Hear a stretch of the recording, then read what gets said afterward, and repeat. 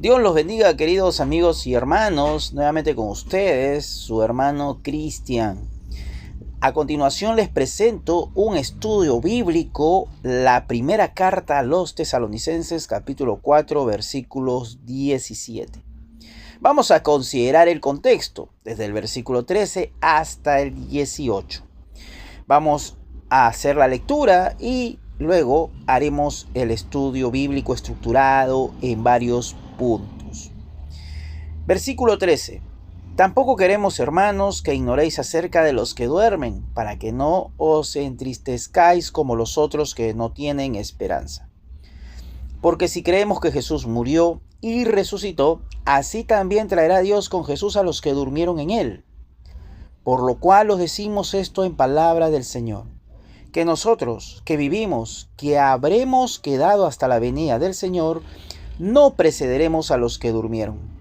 Porque el Señor mismo, con voz de mando, con voz de arcángel y con trompeta de Dios, descenderá del cielo, y los muertos en Cristo resucitarán primero. Luego nosotros, los que vivimos, los que hayamos quedado, seremos arrebatados juntamente con ellos en las nubes para recibir al Señor en el aire, y así estaremos siempre con el Señor. Por tanto, alentaos los unos a los otros con estas palabras. Muy bien, hemos leído desde el versículo 13. Este estudio justamente está basado en la primera carta a los Tesalonicenses, capítulo 4, versículo 17. La palabra clave que estaremos viendo, o las palabras claves que estaremos analizando y estudiando en este estudio, es acerca de la venida de Jesús, que en el griego venida es parusía. Sobre el arrebatamiento que habla explícitamente el versículo 17 y también el encuentro con el Señor en el aire. El índice general de este estudio está estructurado en varios puntos. Número 1, la introducción. Veremos el problema pastoral y la esperanza cristiana, aquí en la introducción. En el punto número 2 veremos el análisis exegético de primera de Tesalonicenses capítulo 4 desde el versículo 13 al 18.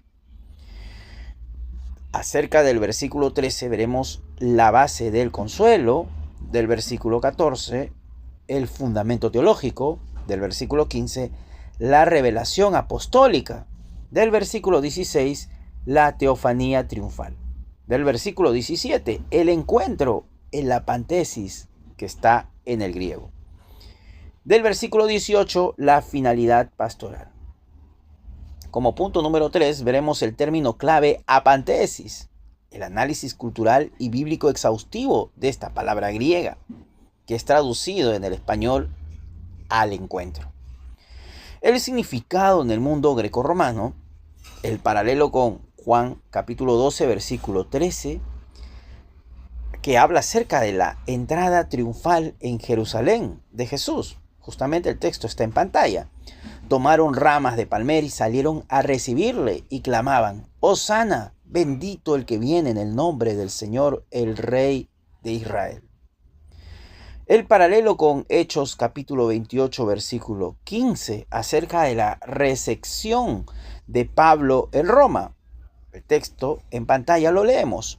De donde oyendo de nosotros los hermanos salieron a recibirnos hasta el foro de Apio y las 3 tabernas.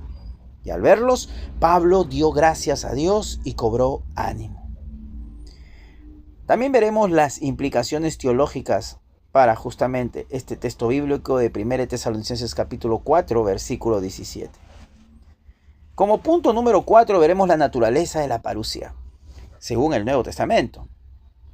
Como punto número 5, los 8 argumentos para una parusía real, física y visible. El primer argumento, el antecedente, la resurrección y ascensión de nuestro Señor Jesucristo. Como segundo argumento, la definición de parusía. Tercer argumento, los textos bíblicos. Cuarto argumento, el contexto cultural greco-romano. Quinto argumento, la relación con otros términos griegos. Sexto argumento, la historia de la iglesia. Séptimo argumento, la sana doctrina, cristología versus docetismo. Y como octavo argumento, el argumento cronológico, la contradicción interna del rapto secreto. Y justamente como punto número 6 veremos el mito del rapto secreto, su origen, desarrollo y la refutación completa acerca de esta teoría. El origen histórico en el siglo XIX por John Nelson Darby, la propagación en Norteamérica por la Biblia anotada de estudio Scofield, el seminario Dallas y muchos otros. La ausencia total en la historia de la iglesia de esta teoría del rapto secreto. La refutación desde 1 Tesalonicenses capítulo 4, versículo 13 al 18, al cual hemos dado lectura, y lo analizaremos paso a paso. La refutación desde el contexto de 1 Tesalonicenses capítulo 5, ¿no? Los textos que siguen después. La refutación desde Mateo 24. La refutación desde segunda carta a los Tesalonicenses capítulo 2. Y la refutación desde Marcos capítulo 13, versículo 32 y 33, el argumento cronológico. Como punto número 7, daremos respuesta a las preguntas claves sobre 1 Tesalonicenses capítulo 4, versículo 17. La pregunta número 1, ¿para qué es el arrebatamiento? Pregunta número 2, ¿cuándo ocurre el arrebatamiento? Como pregunta número 3, ¿se va la iglesia al cielo para siempre? Como pregunta número 4, ¿qué significa nosotros los que vivimos? Y como pregunta número 5, ¿es visible o invisible la parucía? Pregunta número 6, ¿qué relación hay entre el arrebatamiento y la tribulación? Pregunta número 7, ¿contradice el rapto secreto a Marcos capítulo 13, versículo 32 y 33? Como punto número 8, veremos la conclusión teológica final. El resumen de las enseñanzas de 1 Tesalonicenses capítulo 4, versículo 17. La esperanza cristiana, encuentro, no escape. Y también veremos la aplicación pastoral. Entonces empezaremos con la introducción, el problema pastoral y la esperanza cristiana. La primera epístola a los tesalonicenses fue escrita por el apóstol Pablo aproximadamente en el año 50-51 después de Cristo, siendo probablemente su carta más antigua. La iglesia de Tesalónica estaba compuesta mayoritariamente por gentiles convertidos del paganismo. Y eso está corroborado justamente en esta misma carta, en el capítulo 1, versículo 9, donde Pablo escribe: porque ellos mismos cuentan de nosotros la manera en que nos recibisteis y cómo os convertisteis de los ídolos a Dios para servir al Dios vivo y verdadero. Y estos tesalonicenses sufrían persecución por parte de sus propios conciudadanos. Eso está también escrita en esta misma carta, en el versículo 6 del capítulo 1, en el capítulo 2, versículo 14, y etc. La ciudad de Tesalónica era una importante urbe comercial en Macedonia, con una significativa población judía, que incluía una sinagoga donde Pablo predicó inicialmente. Eso lo vemos en Hechos capítulo 17, versículo 1 y 4. El problema pastoral que motivó la sección escatológica justamente de esta sección que hemos leído de 1 Tesalonicenses capítulo 4 desde el versículo 13 al 18 era concreto, urgente y profundamente humano. Timoteo había traído noticias a Pablo de que algunos creyentes de Tesalónica habían muerto. La pregunta que angustiaba a la congregación era directa y llena de dolor. ¿Qué pasa con los que murieron antes de la venida del Señor? ¿Se perderán ese evento? ¿Tendrán alguna desventaja? Los cristianos tesalonicenses esperaban ansiosamente la inminente venida de Cristo. Creían, basados en la enseñanza de Pablo, que muchos de ellos vivirían para presenciar ese glorioso evento. Pero cuando algunos de sus miembros fallecieron, surgió una preocupación. ¿Acaso esos hermanos que habían dormido se perderían la parucía o la venida de Cristo? ¿Estarían en desventaja? ¿No sería mejor haber vivido hasta ese momento? Era la pregunta que los tesalonicenses realizaban. Entonces Pablo no escribe un tratado abstracto de escatología, escribe una carta de consuelo. El consuelo que ofrece no es una evasión psicológica, sino una certeza teológica basada en la resurrección de Jesucristo. La esperanza cristiana no es como la desesperanza pagana. Los griegos veían la muerte como una separación eterna sin esperanza. Las inscripciones funerales griegas a menudo decían: no era, fui, no soy, no me importa. Pablo proclama que en Cristo la muerte física no es una derrota, sino un sueño temporal del cual se despertará en la resurrección. Ahora veremos el segundo punto, el análisis exegético de Primeras de Tesalonicenses, capítulo 4, versículo 13 al 18. Del versículo 13, el tema que podemos resaltar es la base del consuelo, porque lo dice: tampoco queremos, hermanos, que ignoréis acerca de los que duermen, para que no os entristezcáis como los que no tienen esperanza. Vemos aquí el análisis léxico y teológico. Ignoréis, dice el texto. No es una simple falta de información, es un desconocimiento que lleva a un error práctico. La tristeza sin esperanza. Pablo no quiere que los tesalonicenses vivan en esa ignorancia. Los que duermen. Este es un eufemismo bíblico para la muerte de los creyentes. No implica alma inconsciente, como en algunos conceptos griegos o en ciertas interpretaciones del sueño del alma, sino descanso temporal del cuerpo hasta la resurrección. El término enfatiza la temporalidad y la seguridad del estado del creyente. En el judaísmo del Segundo Templo, esta metáfora del sueño era común. Daniel 12:2 lo menciona. En el cristianismo primitivo se usaba para distinguir la muerte del creyente de la muerte del incrédulo. El incrédulo muere, el creyente duerme. Como los otros, menciona el texto.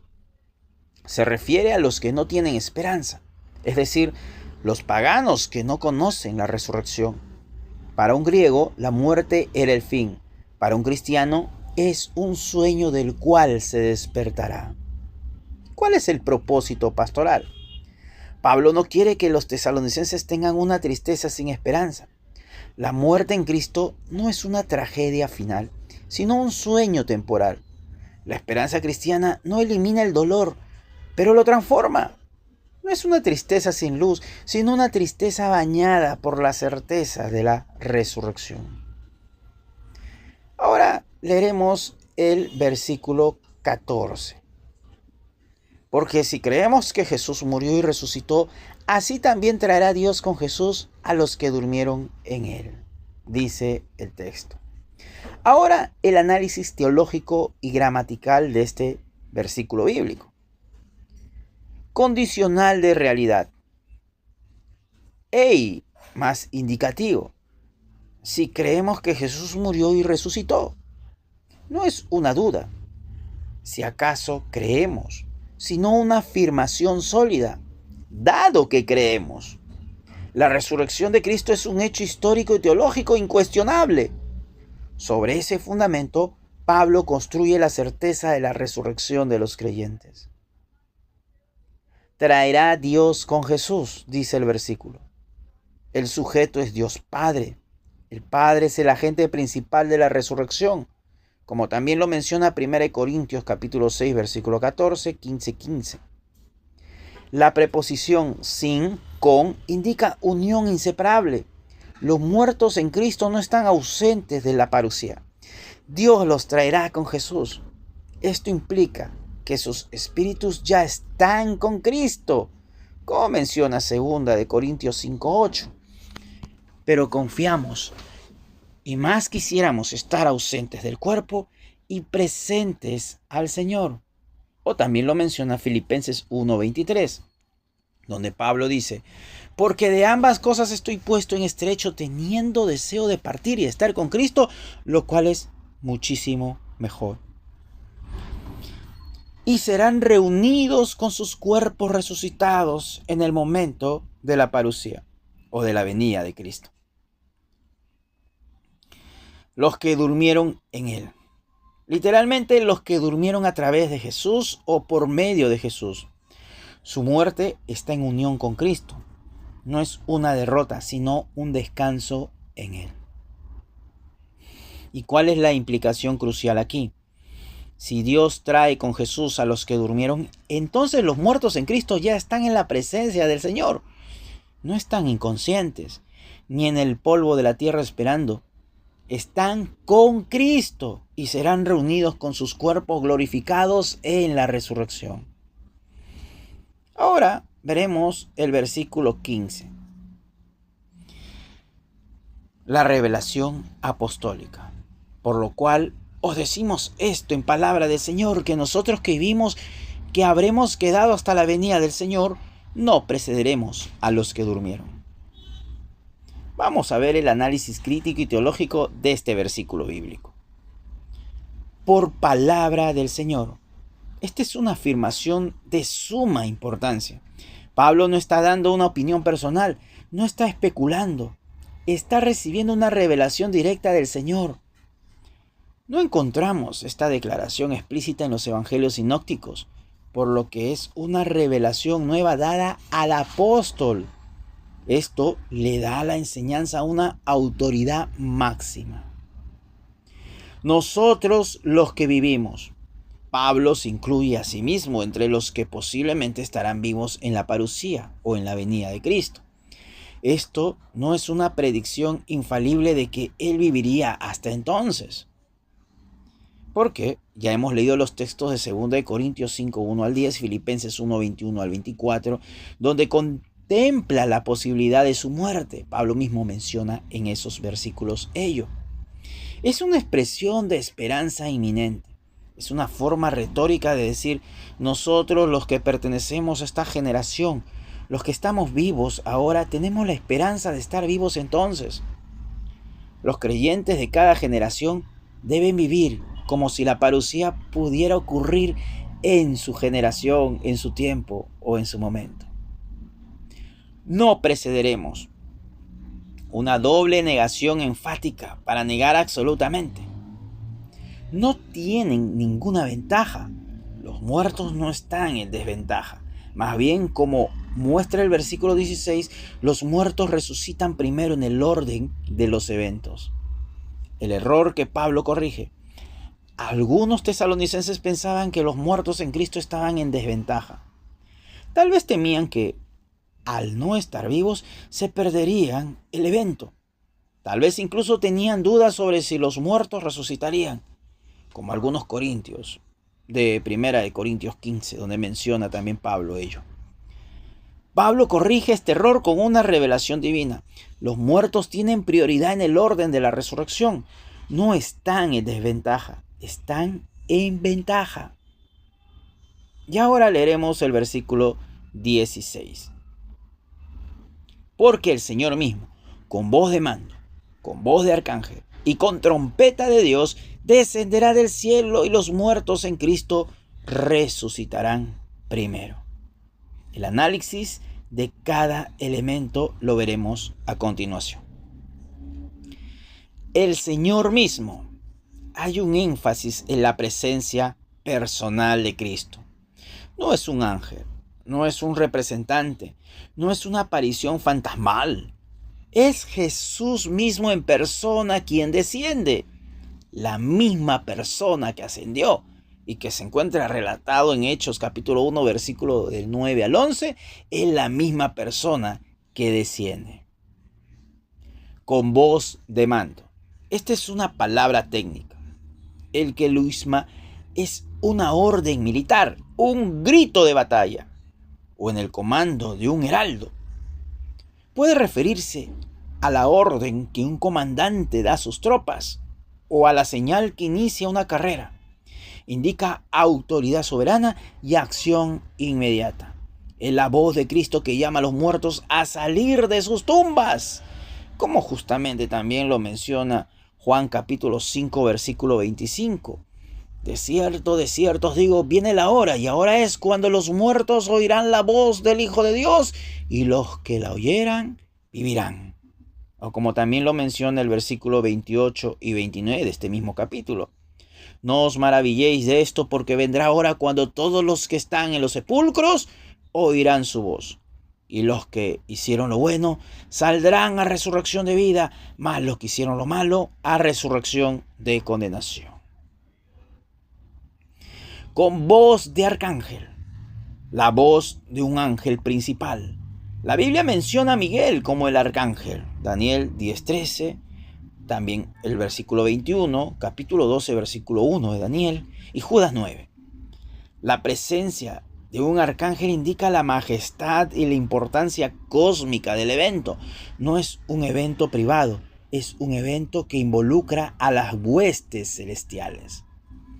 Con trompeta de Dios. No es una trompeta cualquiera, es la trompeta divina. En el Antiguo Testamento la trompeta anunciaba la presencia de Dios en el Sinaí. Éxodo capítulo 19, versículo 16 y también versículo 19. La reunión de la asamblea.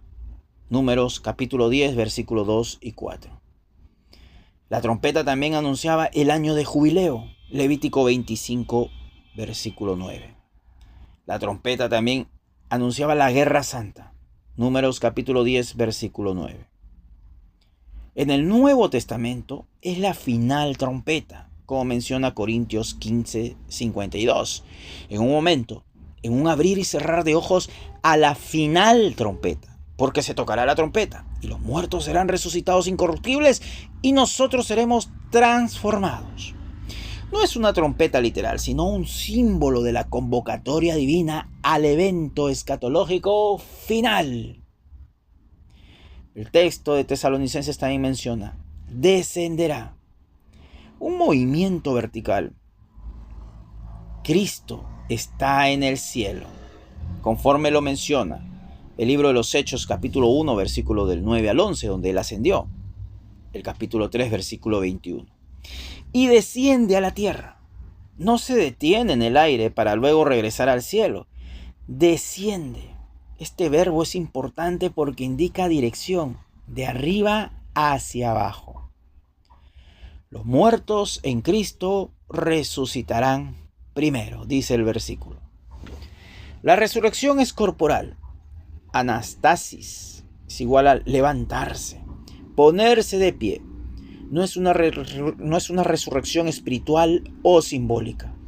Es la reunión del alma con el cuerpo glorificado. Los muertos resucitan antes que los vivos sean transformados. Esto muestra el orden divino.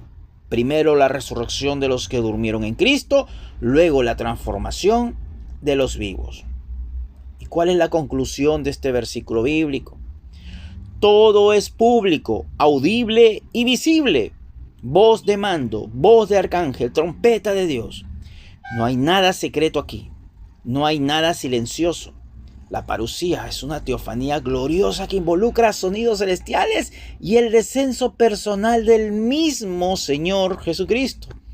Cualquier interpretación que convierta esto en un evento secreto, silencioso e invisible o fantasmal está ignorando el texto y el contexto. Del versículo 17, el encuentro. Ahora vamos a leer el versículo 17 de este capítulo 4. Como menciona el texto, luego nosotros, los que vivimos, los que hayamos quedado, seremos arrebatados juntamente con ellos en las nubes para recibir al Señor en el aire, y así estaremos siempre con el Señor. Este es el versículo central de todo este estudio bíblico que estamos realizando. Lo analizaremos palabra por palabra porque aquí es donde se concentran las malas interpretaciones. Luego, hay un conector temporal que indica secuencia dentro del mismo evento. No indica un intervalo largo, como 7 años. Indica después de esto, en la siguiente etapa. Primero resucitan los muertos, del versículo 16 mencionado. Luego inmediatamente después los vivos son transformados y arrebatados. La secuencia es esta. 1. El descenso de Cristo. 2. La resurrección de los muertos. 3. La transformación y arrebatamiento de los vivos. 4. El encuentro en el aire. 5. La unión eterna con el Señor. Es un solo evento con múltiples fases, no múltiples eventos separados por años. Seremos arrebatados. El verbo harpazo significa tomar por la fuerza, arrebatar, llevar rápidamente, sacar violentamente. Es un término que implica poder, rapidez y acción irresistible. En el Nuevo Testamento se usa en contextos como el reino de los cielos sufre violencia y los violentos lo arrebatan, como menciona Mateo 11:12. También el diablo arrebata la semilla sembrada en el corazón, como lo menciona Marcos o Mateo 13:19. O Felipe es arrebatado por el Espíritu del Señor, Hechos 8:39. Pablo fue arrebatado al tercer cielo, 2 Corintios capítulo 12, versículo 2 y 4. El hijo varón es arrebatado para Dios y para su trono. También lo menciona. Apocalipsis 12:5. Esto es importante. El verbo describe la acción, cómo somos tomados, pero no define el destino final. El destino final no es ser llevados al cielo para siempre, sino ser llevados al encuentro del Señor que desciende del cielo. Muchos intérpretes del rapto secreto ponen énfasis en el harpazo como rapto, de donde viene la palabra rapto, del latín raptura, pero olvidan que el propósito no es el arrebatamiento mismo, sino el encuentro con el Señor en el aire, juntamente con ellos, dice el versículo bíblico. Hay una doble preposición que enfatiza la compañía y la unidad. Hama significa al mismo tiempo que, y sin significa junto con. Vivos y resucitados son reunidos en un solo grupo. No hay dos arrebatamientos, uno para los muertos y otro para los vivos. Es uno solo. No hay una separación entre muertos en Cristo y vivos en Cristo. Todos son reunidos juntos. En las nubes. Las nubes en la Biblia no son nubes meteorológicas comunes, son el vehículo de la gloria divina, el símbolo de la presencia de Dios. Aparece también en pasajes claves, como la nube que guiaba a Israel en el desierto, Éxodo capítulo 3, versículos 21 y 22.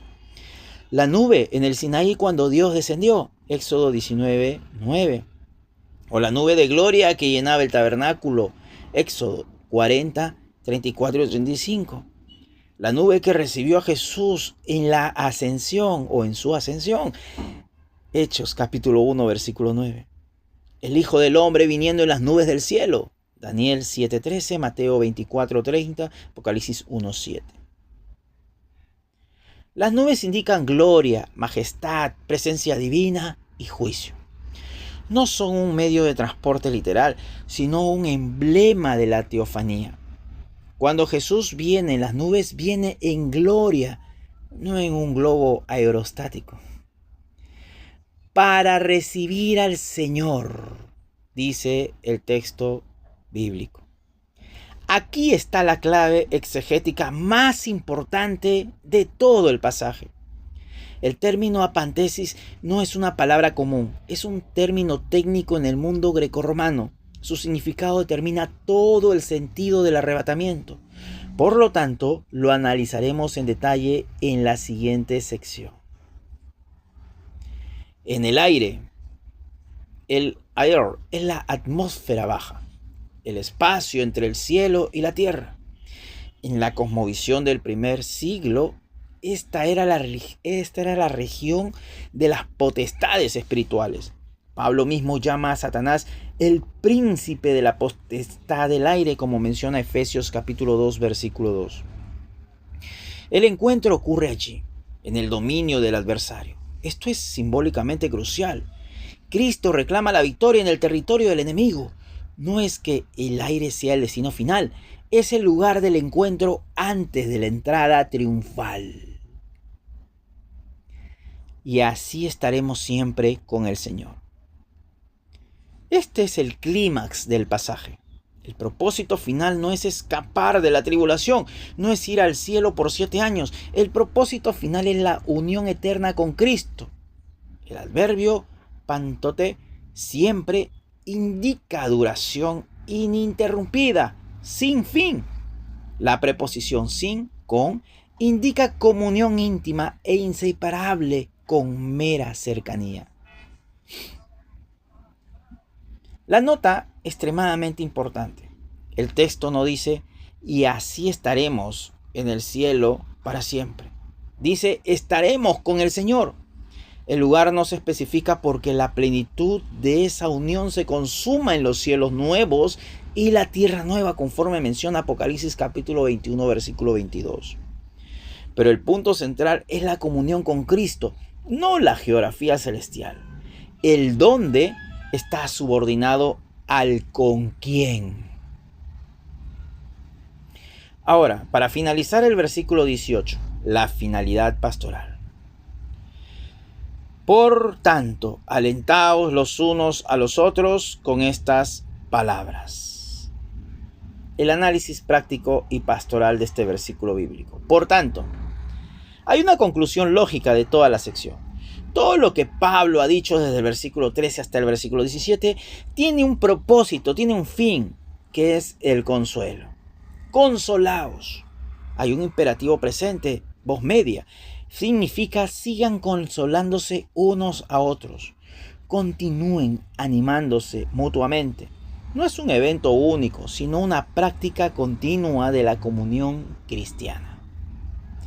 Los unos a los otros. Hay una reciprocidad.